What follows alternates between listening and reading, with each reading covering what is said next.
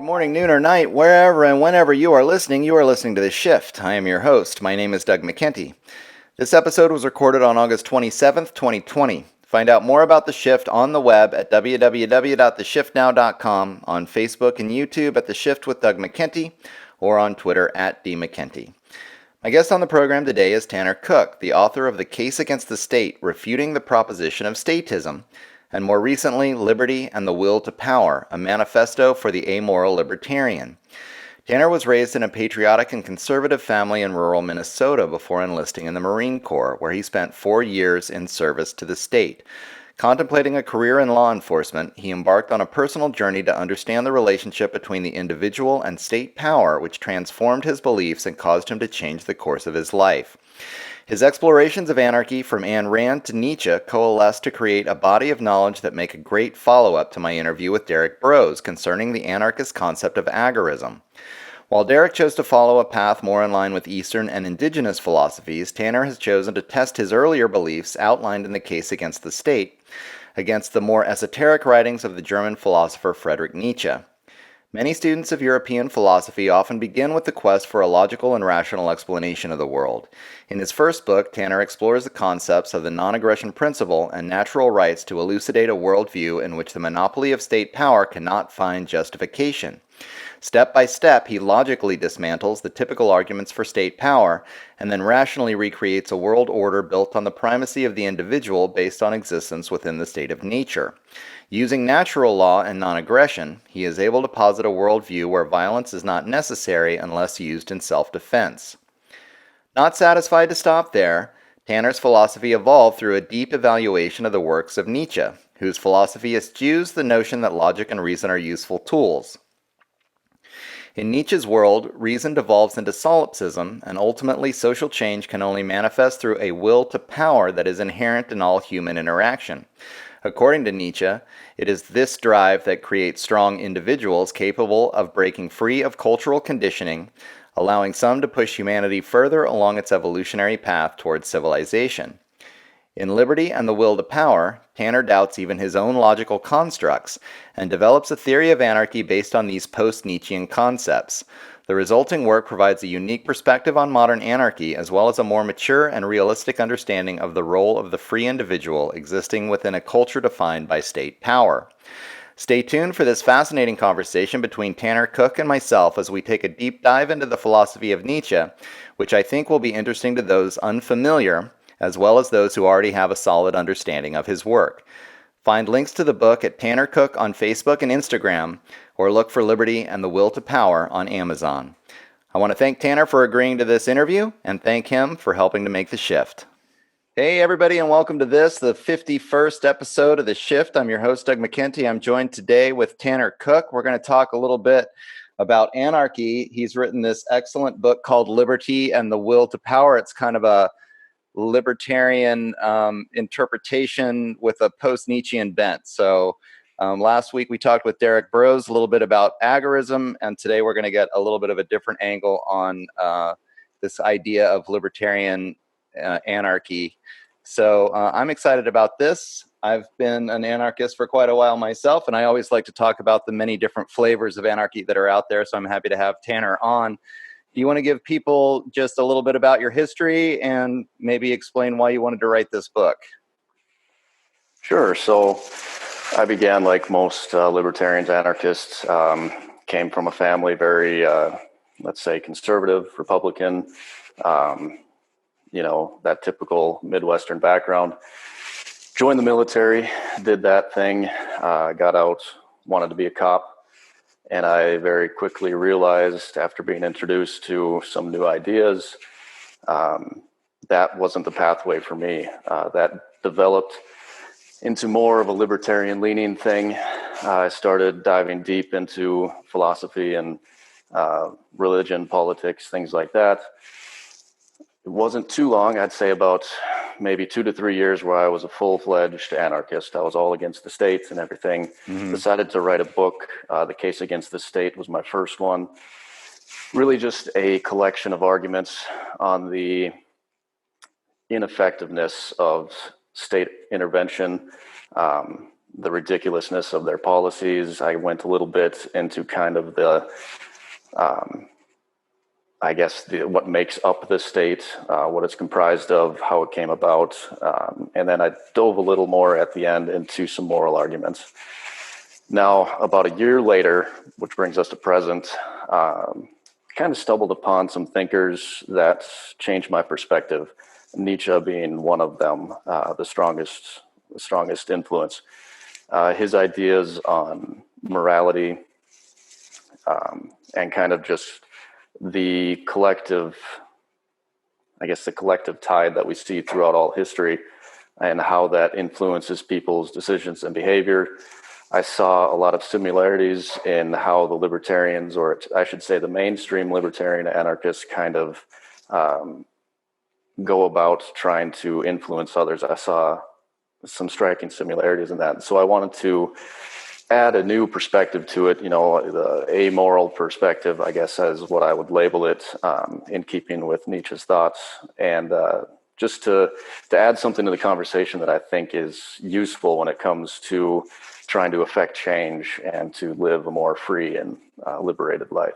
Mm-hmm. And so that's kind of what Liberty and the Will to Power is all about. Yeah, it was really interesting. And, I guess what I found interesting about it is that it's actually kind of similar to my own path, where I started, as you're talking about, my parents were conservative. I started really looking into it as a teenager, became more libertarian.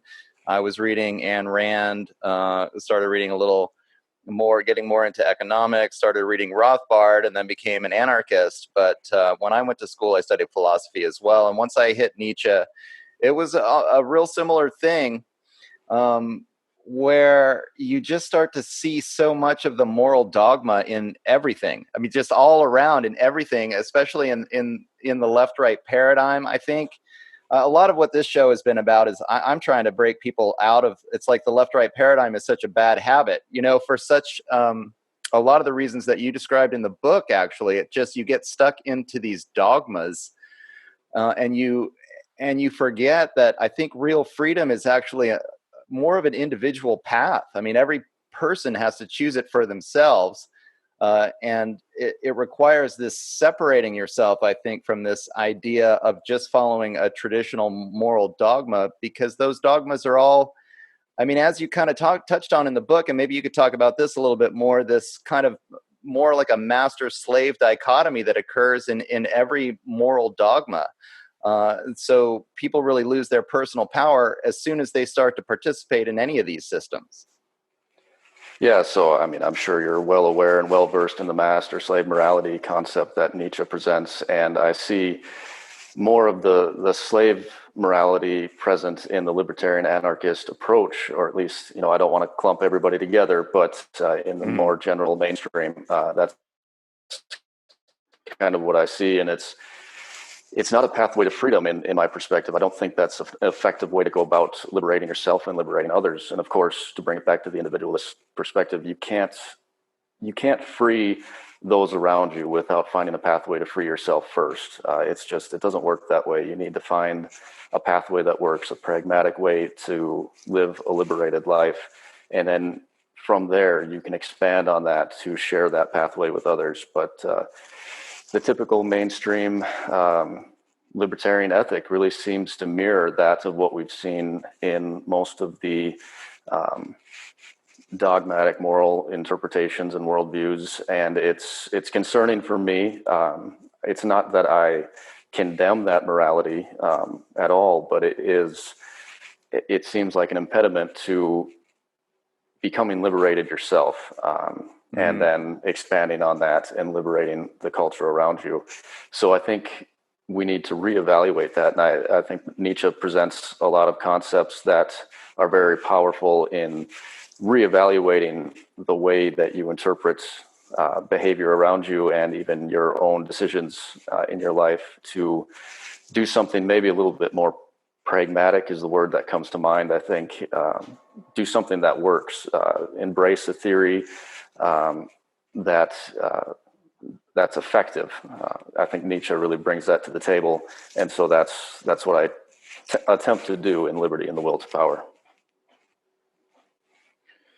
Yeah, it really comes across. And when you're talking about the kind of modern dogmatic perspective of the libertarian movement, you're talking about ideas like natural law and the non-aggression principle, which libertarians tend to cling to, I think, as you point out. Do you want to elucidate this concept just a little bit for the viewers? Because just the idea of getting away from a dogmatic point of view to more of an individual point of view, I think is really important and something that you brought out. And it's interesting because, on the surface, I think that ideas like the non-aggression principle are going to sound great to people, or this concept of this objective natural law that we can all follow. So where do you see the problems with that?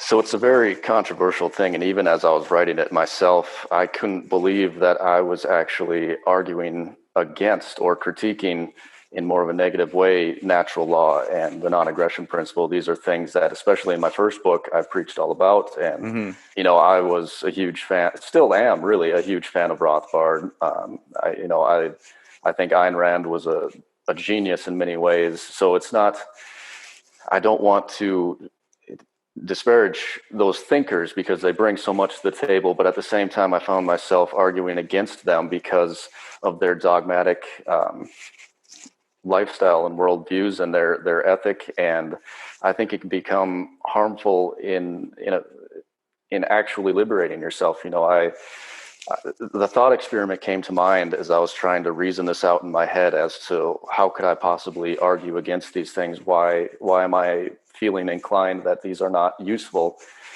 If you imagine being in a room, and in the middle of that room, there's a table, and on the center of that table, there's a loaded firearm, and you're in this room with a bunch of other people, you can abstain from reaching for that firearm on principle, on moral grounds that power is immoral and that it's unnecessary. And theoretically, we can reason that out with the non-aggression principle. We can reason out that power is an unnecessary thing and even a harmful thing. We can reason that out into a perfect rational argument, as has been done by very intelligent thinkers. But at the end of the day, we all know that somebody in that room is going to reach for that firearm. And it becomes a choice for the individual. Do you want to be a slave to that power, or do you want to liberate yourself? Do you want to be free from it? And it comes down to really only two options. You either, attain that power, you either reach for that firearm, or you become a slave to it, and whoever does grab it. And so that's a really uncomfortable thought to think about, especially for us liberty-minded individuals who, maybe we have a strong sense of property rights, and the natural law ethic kind of resonates with us a lot more. And to think that the best course of action might be to actually attain that source of power over others is very unsettling. I still, it still kind of strikes a chord in me, and I wrote the thing, so it's right. It's challenging, but I believe it to be an effective, maybe the only effective way to actually liberate yourself from the tyrant, from the oppressor, as opposed to the slave morality way of trying to lower the oppressor and the tyrant down to your level. I don't think that's a path to liberty. Yeah, I mean, this is the crux of the book, and I'm really actually happy that you wrote this and you're getting this idea out there, because it's worthy of having a lot of conversation about. Because, like you mentioned that term pragmatic. I mean, at the end of the day, and we can talk about this. I don't think that Nietzsche necessarily is advocating a concept of might makes right, but nonetheless, there's this practical understanding that we can be thinking great thoughts all day long, and at the end of the day, just like you're talking about, the guy who reaches for the gun is going to be the one that controls all the rest of us in the room, unless we can stand up to that, unless we actually individually choose to do something about it. So you've got to take it to this real practical place where it's like, well, obviously power does have something to do with what's going on here, right? I mean, we can't have these theoretical arguments all day long. So do you want to touch on that? And then let's get a little bit more into this idea of the master and the slave, especially the slave morality, because I like the way that you described it in the book. The various different dogmatic systems that result in just becoming a follower, just becoming part of the group if you're following this dogma, and how it ultimately weakens us and takes us out of that position of power, and is not really that pathway to liberty or to individual freedom. Yeah, so Nietzsche was great. Reading him and learning more about him, he would present an idea like the immoralist perspective, and then he would almost simultaneously endorse a moral perspective in one sense and then attack it with another. And Right. It was just, it's fascinating reading him because he was so anti-dogmatic, and he recognized the practicality and the value in all of these different perspectives. But when it comes to the individual, it's almost as if that's when it all comes together. What does the individual desire? Well, if the individual, like us, maybe desires to be liberated, and then as a consequence liberate others, that's when you can start to think, okay, so this system of morality that I'm currently in, is that fitting for me? Is that the pathway I need to go? And that's where I think the amoral perspective really starts to shine and really starts to liberate you in being able to envision a clear pathway forward. As far as the slave morality and what we see in libertarianism, and even in some respects anarchism, it's almost, if we think back to the thought experiment, the argument seems to be not to use, they argue against the use of the gun. And that's their campaign, right? To argue against the use of the gun. And it's kind of based on this concept, almost a Tolkien concept, that power is something that can be destroyed and shouldn't exist. And where I would challenge that is that I would say that power is a more fundamental element in the social landscape. You can't get rid of it. It exists, just like all of us exist, and it's not something that can be argued. I mean, you can argue against it, and theoretically, with the natural law and non-aggression, you can have a perfectly rational argument as to why power isn't necessary. But that doesn't negate the fact that it still exists. It's there. It's an element within our environment, and we have to deal with that. And that's where I think the amoral perspective comes in. It's like, okay, well, it exists, now what? And so to use it can be an effective tool to not have it used against you, which would equate to being liberated.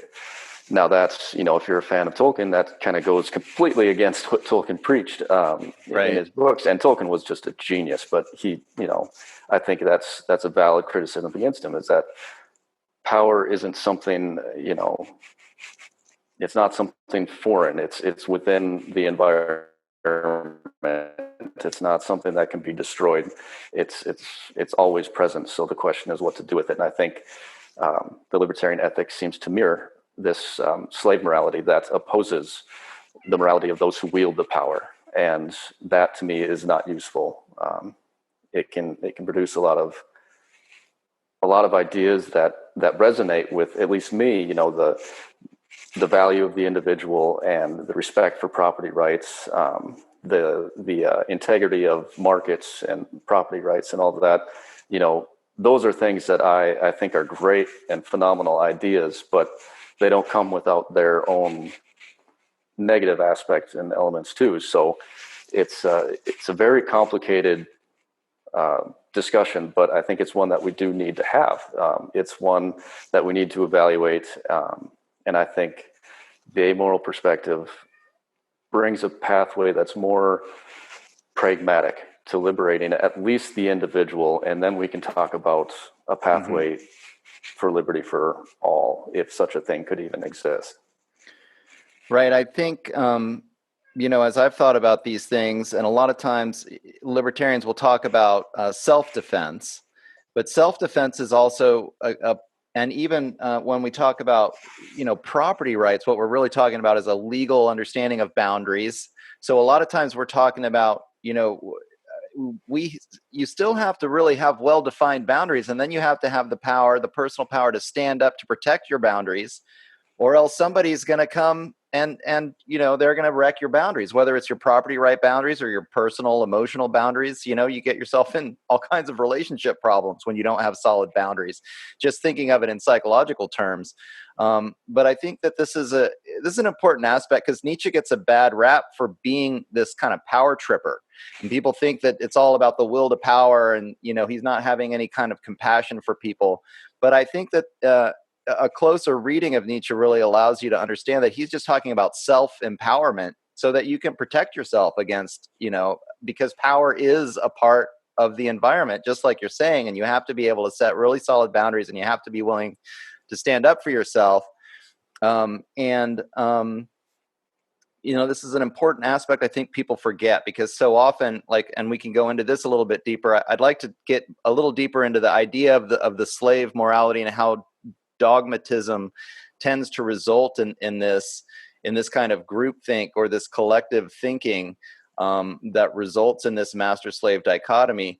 But without tapping into your own will to power, you're just going to end up being a pushover, right? You're not going to actually be there to protect those boundaries, to protect those property rights when somebody tries to, break down your fence or break down your boundary. Right. So, there's a couple points in there.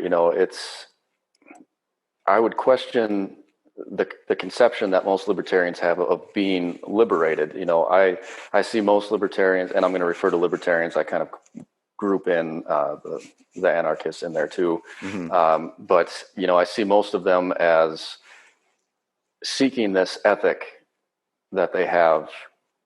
They want that to be the ethic out there. That's what they're really pushing for. They're not really pushing for being liberated themselves. They're more or less trying to have this ethic of theirs manifest, and they believe that is freedom. Well, I would question that. I don't know if that is freedom. I think that's just they're trying to construct the fences of what they believe is a greener pasture, and they're trying to herd the sheep into that pasture of what they believe is and maybe it is a greener pasture. I think you can make that argument that the libertarian ethic would produce a better world. But I still question the quality of liberty within that conception. I bring it back to the individual. If you want to be liberated, be free yourself. Find a way to be free from those who would make you a subject of theirs. So that's the first thing. And then touching on the self-defense aspect that you kind of brought to the table, it's, you have your property lines, and you want to defend that, but you are always going to be at the mercy of those who have more power than you do. You can define those property lines. You can define your personal boundaries and what you believe is acceptable and with others, but it doesn't matter at all if somebody else who has more authority than you or who has more power than you disregards that. And so you're again stuck in this kind of this dichotomy between, do you harness the power yourself to ensure that you remain free, or do you abstain on moral grounds and remain the slave? I tend to think that the more practical solution is to harness the power. And it's an uncomfortable thought even for me, even though I wrote the thing. And you imagine that thought experiment of being the one who grabs the firearm off the table. What's the very first thing that you have to do once you grab it? You have to turn it on everybody else because they want it too. Mm-hmm. So the very first thing you do once you assume power is you have to almost threaten to use it against everybody who would come against you. And then that spirals out from there, and you can get this tyrannical, oppressive, destructive character that we see all the time. It brings into kind of question the human nature. Are we destined to repeat this thing over and over again? I don't know. Nietzsche had this idea of, the Übermensch, the Overman, the man the creator of his own values. That's, I think whether or not that is actually possible, I don't know, but it's maybe something to strive for. Somebody who can grasp that power without devolving into this degenerate tyrant. So it's a tough conversation, but I think it's worth having, and I wanted to bring it to the table. Yeah, I mean that goes back to Tolkien's idea, right? That the ring of power ultimately is going to be corrupting, and there's no way around it. But it does seem like there is I mean, Nietzsche talks about it, and it's so funny because you almost he recognizes the corrupting influence there, but it's like there's a light at the end of the tunnel for him, and that once you're liberated, you can do with it what you want. You don't have to be a tyrant. You can use it to help people if you want, but if you don't pass through this, if you're not looking into the abyss, then you never go through, you're not really looking at reality the way it actually is. Like you're talking about, like power is just a part of the environment. If you're not participating with it, then you're missing out on some important aspect. It doesn't have to result in this corruptive influence, but it is a temptation, I guess, and it's something that we have to watch out for. But I think, again, I think there was something that you said in the book about the difference is that people that hold to dogmas or this moral point of view are talking about the way the world ought to be.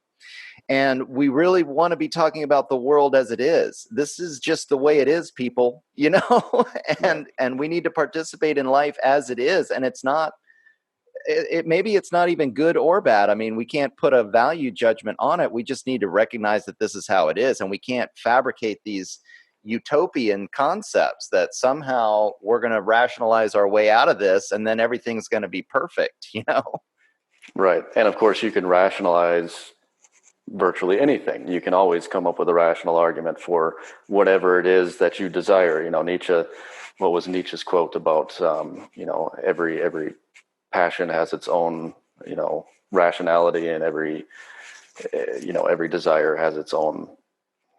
I can't remember the quote, but I think you understand what I'm saying. It's we rationalize our desires. So you can come up with these rational arguments. It doesn't matter how rational it is. At the end of it, there's something that you want out of it that you can't really justify. And it's,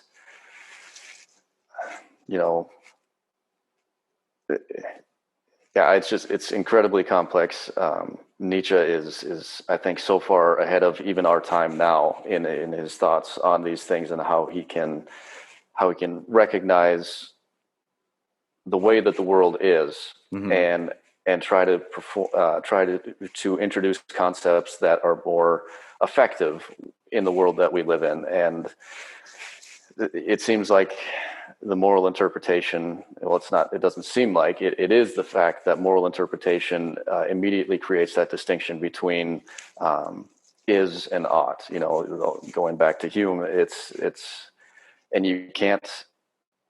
It's not practical.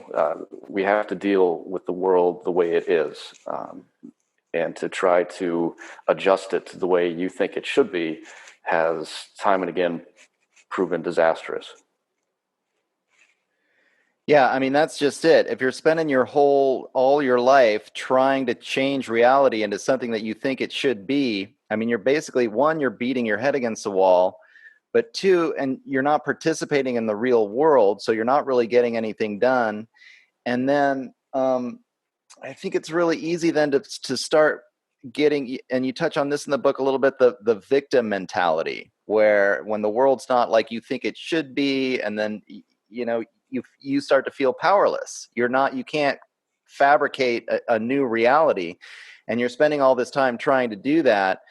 And then you just end up you end up actually losing your own personal power in that way, and you just participate in this slave morality where you're getting taken advantage of by maybe this master class. Yeah, and that's kind of what the non-aggression principle is. Really, it's a cry against being aggressed against. And right. It's born out of the slave morality, because if you can't be the aggressor, if you're not in a position to be the aggressor, naturally you kind of have this impulse to want to argue against aggression itself. In the book, I kind of compared, I think I used the deer and the wolf, I think was the analogy I used. Mm-hmm. It's perfectly natural for the deer not to be friends with the wolf and to kind of have that animosity towards him. But it's a whole other thing if the deer were to make the suggestion that the wolf shouldn't exist. That's kind of a conflict with reality itself. So what I would suggest in the amoral perspective is, well, how do we deal with the wolf? If you are the deer, how do you deal with the wolf? And can you give yourself, like Nietzsche would say, the claws to become, a competitor against the wolf? So that's much more useful to me when it comes to being liberated, is to do the world the way it is. Stop trying to have this moral evaluation of everything you see, because I spoke to that in my intro, that I was taken in by Stefan Molyneux when I first kind of came to the libertarian anarchist side of things, and he was a self-proclaimed moralist. He was very big on moral principles and the self-ownership and not aggression and all of that, and that caused me more anger and more almost bitterness and depression, because I saw everything around me as just corrupted and all immoral and everything's out of order. And Right. it's not a fulfilling way to live, and it's not a useful way to live, because at that point you start hating your own reality. And you can't live like that effectively. And as Nietzsche, points out in his works, that eventually breeds nihilism, which is just a complete devaluation of everything. It's really just the rejection of life itself. And unless that's the end you want to meet, I would caution against moral dogmatism.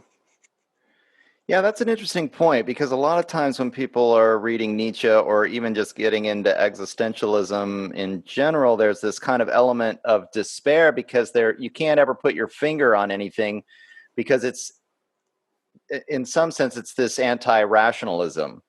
I wouldn't say it's anti-reason, but it's not going to ever conform to any particular rationalized dogma like we're talking about. And so you end up going into this place where, Nietzsche talks about it as the abyss, or experiencing this despair. But actually, again, there is this light at the end of the tunnel, because once you let go of the need for the moral dogma, then you actually are free from it, and you can see the world doesn't have to be perfect for you to participate in it, without being, Right. like you're talking about, without being frustrated, or without being just,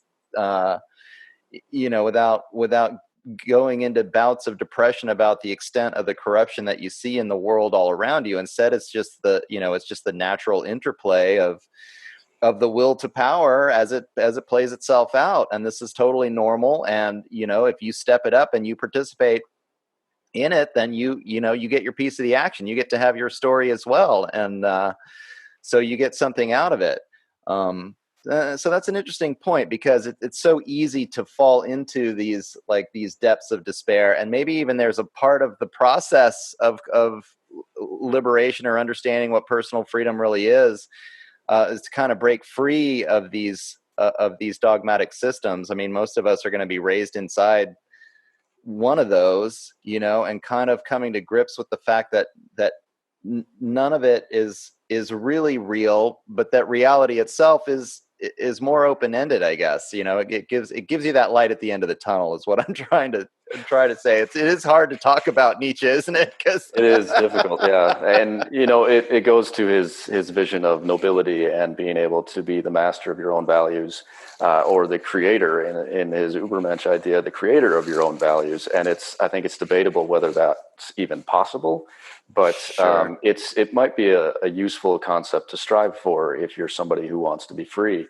And that's really another strong theme in my book, is that, I think maybe the majority of people out there desire their systems, and they're unable to move past systematic structure. And it's a very difficult thing to move past. And to some extent, we all view the world through some system. We can't escape that. We have to systematize certain things in our life in order to function properly. But in terms of moral systemization, I think there's a more negative element to doing that than freeing yourself from that. And I think that's kind of the big difference between those of the mainstream libertarian ethic and those who actually want to be liberated, is that these guys over here are simply looking for greener pastures, where these ones over here truly want to be liberated in a real sense. They don't want to be that sheep within the fences of your greener pasture. They don't want to have that shepherd.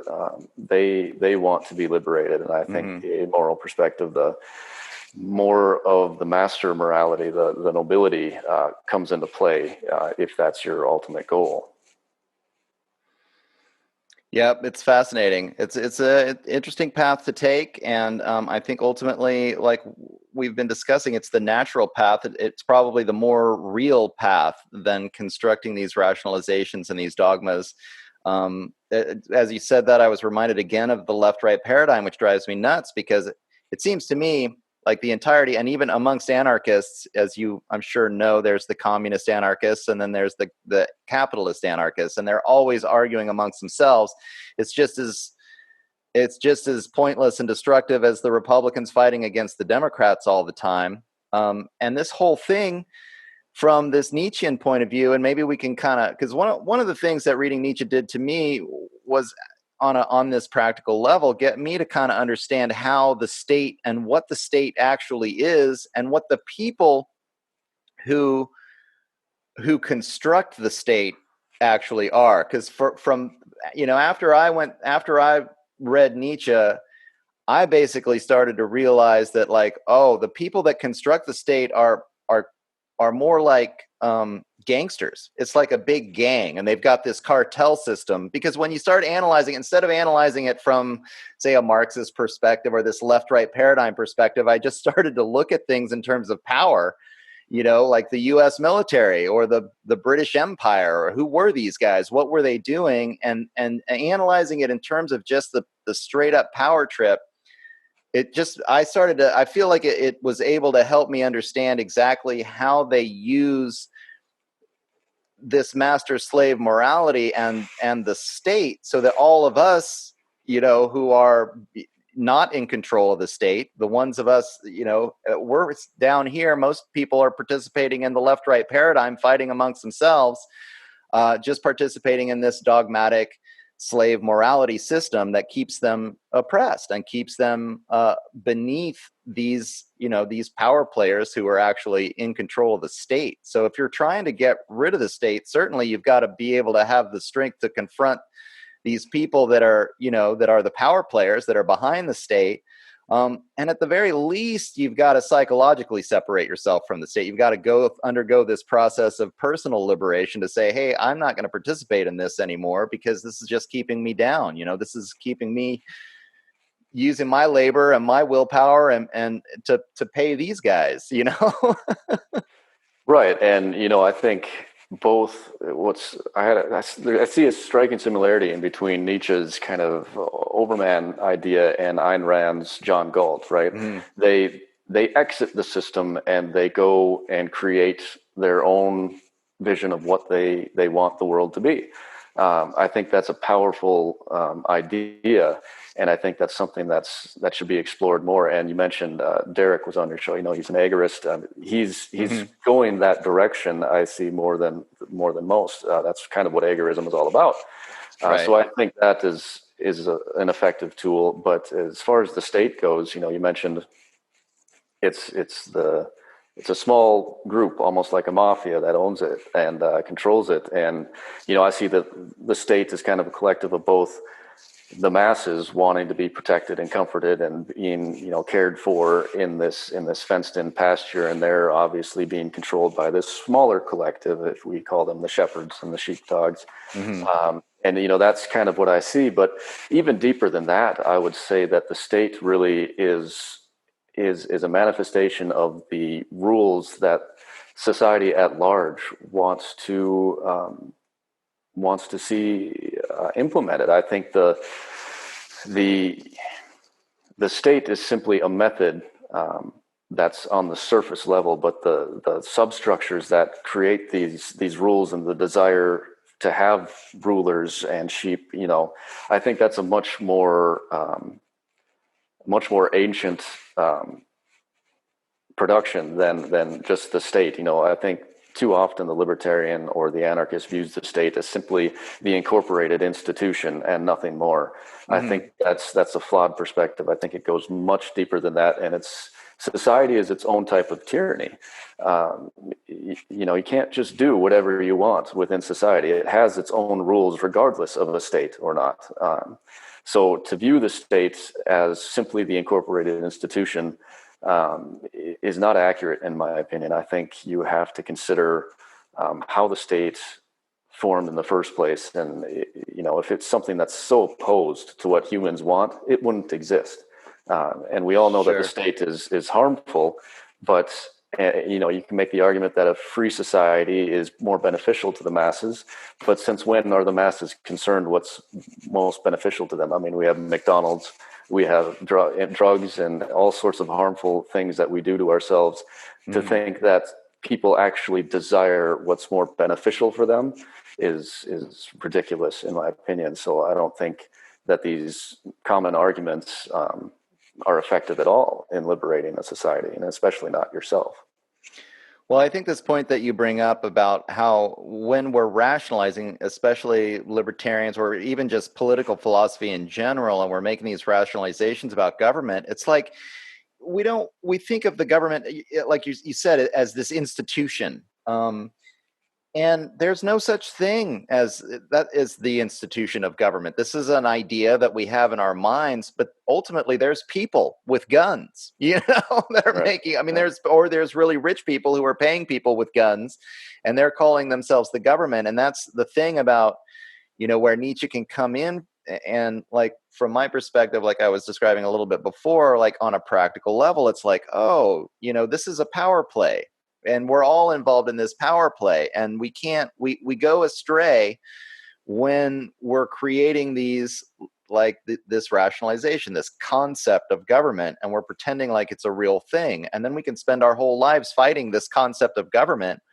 But really, there's actually people that are part of the institution. And then there is this deeper level, like you're talking about, of culture and cultural indoctrination. You talk quite a bit about Christianity in your book. I was going to recommend, I don't know if you've heard of Joe Atwill before. He wrote this book called Caesar's Messiah, which, if you haven't read it, I'd recommend it, about the Roman Empire and its use of Christianity. You had a line in the book about Constantine and how he, and then how Christianity became this religion of the Roman Empire.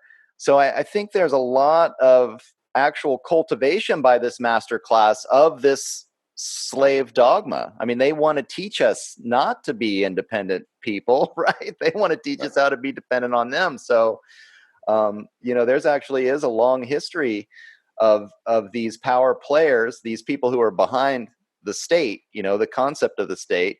And they don't want to teach us how to be liberated people. They want to teach us how to follow dogmatic belief systems that aren't ever going to actually result in tipping the balance of power in our favor, Right. Well, and Nietzsche points that out brilliantly. He says that the masters and the slaves both agree on endorsing certain types of qualities within the culture. Those being the qualities that are beneficial to both the ruler and the slave, and those are really born, at least in Nietzsche's perspective,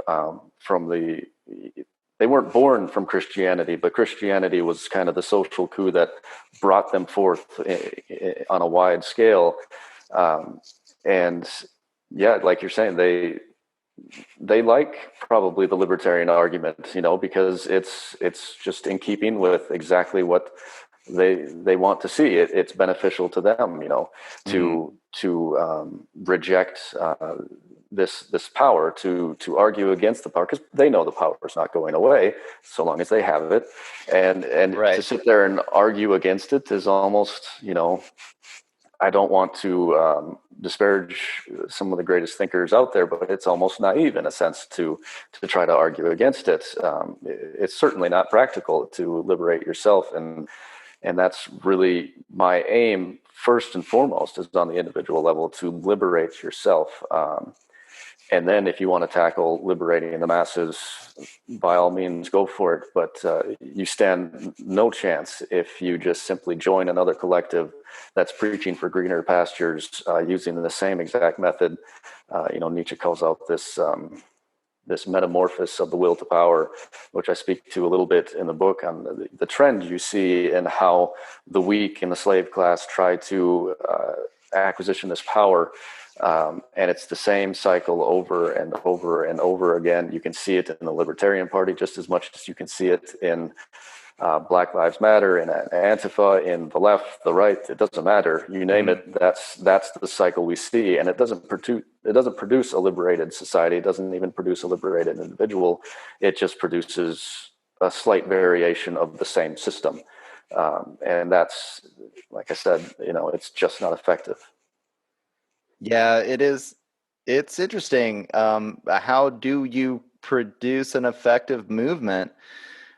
Putting all of these ideas in place. I mean, I think it's just getting these kinds of ideas out there about personal liberation, and then hoping enough individuals kind of participate in this personal journey, and then it ultimately it will break the back of these power mongers, if you will, or this upper class, or these people who are behind this operation of the state, because it takes participating in a slave morality in order to give the master morality of the power.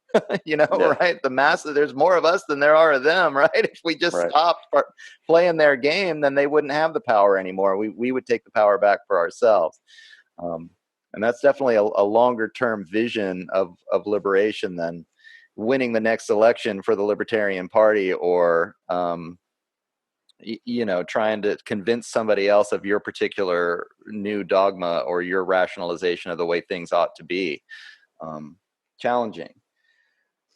Let's get a little bit into, we've touched on Christianity just a little bit, but then Nietzsche also goes on to talk about, because I think I've been doing more and more interviews lately about the idea of scientism, and about this, because we're with the coronavirus and everything that's going on here.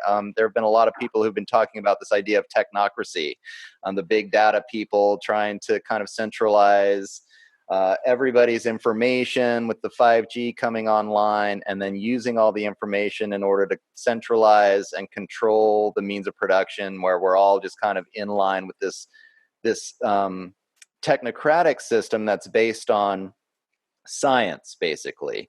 And Nietzsche, actually, like you're talking about, so far ahead of his time, 150 years ago, was already calling out the philosophers and the scientists that were working on these kinds of rationalizations in order just to kind of control people and perpetuate this master-slave dichotomy.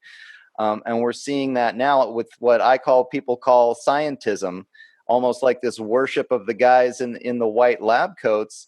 And to me, this is just the next iteration of this master-slave thing going on, and the more people are falling for it, and it's so easy to fall for it. I mean, it's just, I guess, like you discuss this in the book, and you put it really well, whereas in one way, God can be your authority, but in another way, you can just replace God with science, and you've got another authority, and the scientists are the new priests, but it's the same system. It's the same oppressive system that we're seeing going on today. Do you want to, what are your thoughts about that? Right. So, the characters change, but the plot remains the same. Right. And the people, let's call them the sheep, they fall right into it. And even in a surface level too, you're on Facebook, and Facebook wants you to agree to your terms. We don't even hesitate anymore. We just give them the information, and then, there might be something on the news that says they're taking all of our data, and then we freak out for a week, and then we're back to, accepting all the terms and agreements. Yeah. So it's that's a surface level argument of it, obviously, but Nietzsche spoke to, when he said God is dead, and he made that that declaration. Much of what resulted from that is he was realizing that fact was replacing the myth, and but even deeper than that, what was just incredible, what I think was one of his greatest revelations, was that science itself was born from the Christian ethic. That Christianity placed such a high value on truth, on being truthful, and seeking, the way, the truth, all of that. That it produced in the minds of men that truth was good. It was something to seek, go after, and that it was one of the highest values. And of course, that kind of created a cancer within Christianity itself. And as a result, Nietzsche said, God is dead. But it was a result of Christianity itself. And it just shows how the moral system doesn't go away, but the characters will change. So you have the moral system that emphasized truth. Well, that kind of killed God in a sense, but then it just simply, we didn't say goodbye to the moral system. The system stayed in place, but now we had to replace God with something else. Well, it could be reason, it could be science, the materialism.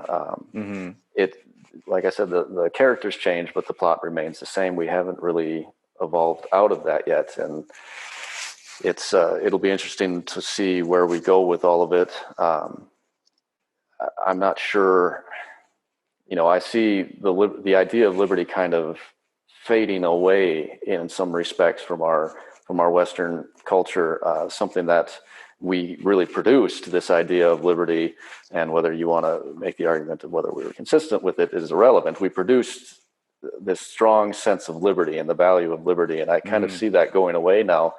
And it'll be interesting to see where the moral system takes us, and which God, so to speak, it replaces itself with, and where that takes us. I don't think it will be a better place, but and I call this out in the book, I think there's many good reasons to save the libertarian ethic, as flawed as it might be.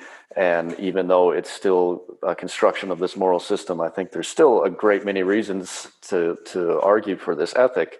But it's going away more and more, and it's going to be replaced with something else. And I'm not really excited to see what that is. And you're bringing, to mind this weird dystopian type future that might be coming up, and I don't know what that will look like, but I'm not too excited for it. Yeah, I know what you mean. One of the things that happened with this coronavirus, when the lockdowns happened a few months ago, I was talking to a friend of mine. This was back in March, I guess, like right when they were talking about everybody's got a shelter in place. And I said, well, shouldn't we at least have a conversation about the right of freedom of assembly? Before we do something like this should be a conversation that we should have. I mean, I'm not saying I'm right or who's right or wrong, but it was like nobody even thought about it, and that's where things get really dangerous. Like, hey, if your freedoms are just not important to you, like people, it wasn't important enough. This idea of freedom is no longer important enough to people to even have a discussion about, hey, should we get rid of our freedoms because we're scared of this virus right now? Or no, we're not even going to have that conversation. We're just going to get rid of the Bill of Rights and not even talk about it because, hey, we're scared. We're feeling a little scared right now, and so let's just ditch it and act like it never existed. And that is frightening, man. I mean, you talked in the book about this, community over the individual. And I hear a lot of that. I mean, just over and over again, people talk about how, it's the idea of freedom. With Americans, I think Bill Gates said it straight up the other day. The problem with Americans is they believe in freedom, so they weren't able to get on top of the coronavirus fast enough. And it's just, And these arguments over and over again that the needs of the community are more important than the needs of the individual. Whereas I think what we're talking about when we're talking about Nietzsche and the will to power would be individuals need to be powerful enough to be able to help their communities, and this is why you have to cultivate strong individuals. You can't just let the individual, be subservient to the community, because ultimately it's going to be destructive of both the individual and the community. There's no way it's going to come. It's just not going to end well, right? The story never ends well when you start doing this. And I don't know why it's so challenging for people. I guess analyzing it from this Nietzschean perspective, that people are just so into participating in this slave morality that they've lost their connection to their will to power, and they're not standing up to it. They don't even think it's important anymore. They're just following what the master class is telling them to do, and they're not participating in it anymore. It's scary. It really is. Yeah, and I tend to take a more pessimistic view of human nature, really. I think individuals who truly desire to be free and liberated and value individual responsibility, those who would choose freedom over safety, security, comfort, and all of that, I think they're the rare exception to what we see in the masses. I think the masses, what you can argue with them until you're blue in the face on how freedom is going to be preferable for them and mutually beneficial, and it just won't matter. I think they're somebody, their character is that of the sheep, and they will be guided by the shepherd and the sheepdogs. I think that is just who they are. And again, I'm a more pessimistic type person, so I mean, feel free to disagree with that. It's just how I tend to feel about the masses. Right. And I think that the individuals who really want to be free, they're a rare breed. They aren't I liken them to the wolf in the book. They're not sheep is essentially what it is. So I think, the fact that people drive around in their cars with gloves and a face mask and they want to shut everything down, even though it's stupid and terribly ineffective and disastrous, destructive, it doesn't matter. That it just doesn't matter at the end of the day. Right. To think that people will do what is actually best for them is, we see examples every day why that is not the case. Like I said, every day, there's a McDonald's restaurant not far from my house. Every day I drive by it, it's lined up with traffic. People, shoving their face full of food that is not good for them. Yeah. Like, empirically, it's not good for you. And it's just, here I am drinking, I got a glass of bourbon here, and I enjoy a cigar every once in a while. To think that we are going to be influenced by what is best for us in actuality is a flawed way of thinking. It's not how we do business. We're primarily emotional creatures capable of rationality. We are not rational creatures. We're not robots. Well, I really appreciate the book, and I think it's important. I hope more people will listen to this and think about picking up a little bit of Nietzsche, and definitely at least check out the book. It's a great kind of introduction, and getting a taste of how Nietzsche's philosophy can be used to understand political philosophy a little bit better, a little bit deeper, and as a path towards personal liberation. I think it's really important to understand Nietzsche's point of view. So appreciate that you're putting this book out, and this was a great conversation. It's difficult to have conversations about Nietzsche, and I think that we did a decent job of kind of coming around to like understanding some central points that are challenging to have a good discourse on. So I hope people who listen to this, can come away thinking they understand Nietzsche just a little bit better than they did when they started listening to this conversation. So do you want to let my listeners know where they can get a copy of the book or where they can find out more information about your work? Yeah, so right now, if you were to go onto my Facebook profile, Instagram, anything, you would find a link to Amazon where it's being sold right now. I do everything from Amazon. They make it easy to print on demand and all of that. So right now, Amazon is the only place it's being sold. I have links on my Facebook page. You can look up Liberty and the Will to Power, on Facebook as well, and you'll see a link there and a little bit more description of the book. All right, sounds great. And I'll just tell everyone that if you haven't already, you can check out more of my work at my website. It's www.theshiftnow.com. And I am on YouTube and on Facebook at The Shift with Doug McKenty, and I'm on Twitter at DMcKenty. So hope to see you guys in the virtual reality. And thanks again, Tanner, for being on the show. And thanks so much for your work. Really appreciate it. Yeah, thank you for having me on. I enjoyed it. Yeah, you bet. Have a great day. You too. Bye. Well, all right, everybody. That was a pretty fun conversation. For those of you who don't know, I studied philosophy in college, so I have a decent background in Nietzsche, and it's just been a long time since I've had a conversation about him with somebody who was that knowledgeable. So that was super fun for me, and also really interesting to kind of take that deep dive into what Nietzsche's really talking about in a lot of his works. His philosophy is difficult to grasp. He doesn't really use logic like we discussed, logic or reason, and he finds deeper psychological drives behind what really motivates humans in their actions. And so his writing is very reflective of that, and it takes a fair amount of interpretation. So having that conversation actually really, to me, it helped to refine my interpretation of Nietzsche, and I hope it did for you too. If you haven't read any of his work, I suggest looking him up and picking up a few of his writings, because it's a different perspective. One of the things that I'm thinking about when talking about Nietzsche is how he is just so far outside of that left-right paradigm. So the left-right paradigm is typically, at its most simplistic, the argument between Hegel and Marx about how history was evolving according to this materialistic dialectic, as they call it, from thesis to antithesis, and then back into synthesis. And Hegel's argument is that the whole process ends, the end of history, when human beings become civilized and are done with this evolutionary cycle, will be during this age of representative democracy.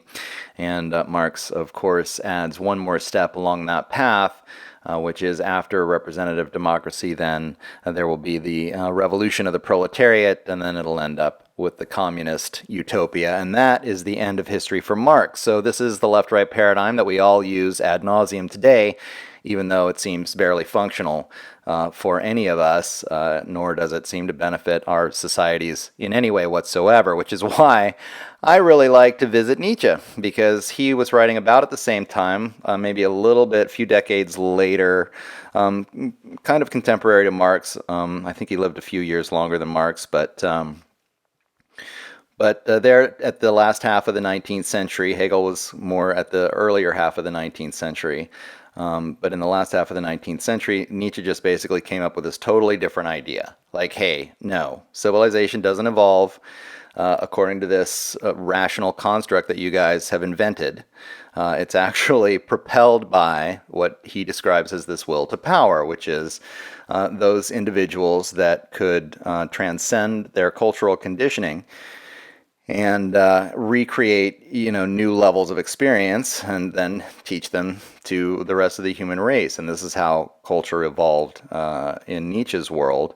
And I just really appreciate a different perspective on that, because I think we need to be thinking outside the box of the left-right paradigm if we're going to get out of the problems in the modern day. And I certainly believe that the upper classes, what Derek Brose calls the predator class, uses the left-right paradigm just to divide and conquer us while we argue over this end of history, this theoretical end of history. They're the guys that are reading the Nietzsche and know how the world actually works. So maybe there's something to be learned from that. So I really appreciated that Tanner did this work to bring this post-Nietzschean philosophy into the world of anarchy, and wrote this little book about it. It's not a real complicated read, and it's pretty short. So I'd recommend people pick it up and check it out, just to kind of get your mind around some of these concepts that, like I said, they are difficult to grasp. Because they're not logical on the face of it. It's not just a logical argument. It's kind of like a big picture thing. You kind of have to read a fair amount of Nietzsche and actually digest it for a little while, and then you can start to get an understanding of where he's coming from. But But I'm glad also that we had that conversation because Nietzsche gets this bad rap where the will to power is often interpreted as a power trip and that people are just trying to be controlling and that his main character, his new philosopher, or his Superman, as he refers to this person, is a sort of almost a Hitlerian figure or a Stalin figure where they take control over the societies and they're tyrants.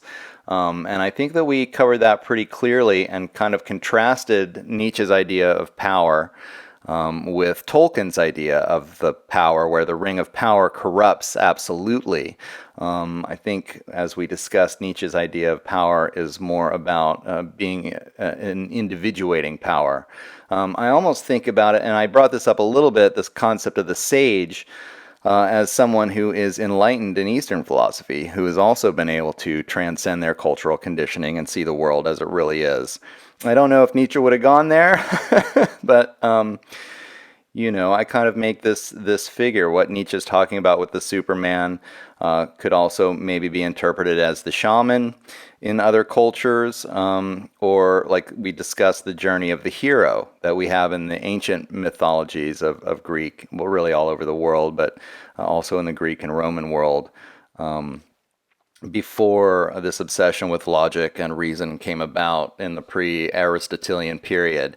So I think there's a lot to it. I think it's worth it to keep your mind open and not just dismiss Nietzsche as some kind of a power trip or a narcissist or a corrupting influence, but keep an open mind as to what he's talking about in terms of his concerns that logical arguments really are just solipsism, just semantics, just ways of this back and forth arguing that really accomplishes nothing when at the end of the day, the person who just exhibits the most power, or at least the person who's the least influenced, choosing to do his or her own thing rather than doing his or her own, following what the others are saying, and just doing it despite what the crowd says.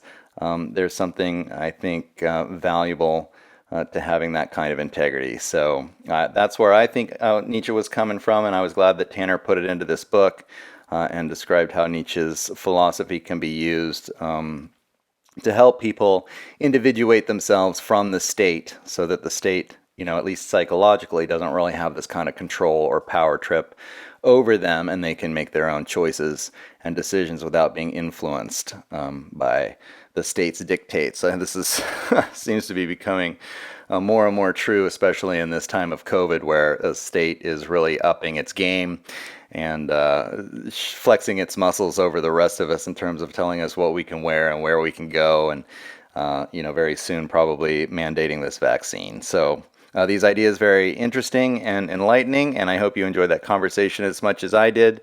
Remember, if you like what you're listening to, you can find more information at www.theshiftnow.com or The Shift with Doug McKenty on Facebook and YouTube. And I'm also on Twitter at @DMcKenty, so you can catch me there. And I hope you keep paying attention. We got another good conversation coming up next week with Phoenix Aurelius, the alchemist. So we'll get a totally different twist on this story of reality. And I hope you'll enjoy that one as well. So thanks for listening, and I'll see you on the flip side. Take care.